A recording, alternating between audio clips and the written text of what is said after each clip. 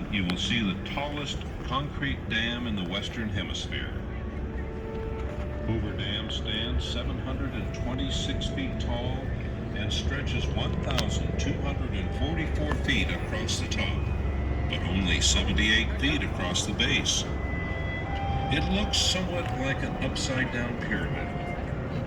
This massive arch gravity structure contains 3,250,000 cubic yards of concrete. That's enough concrete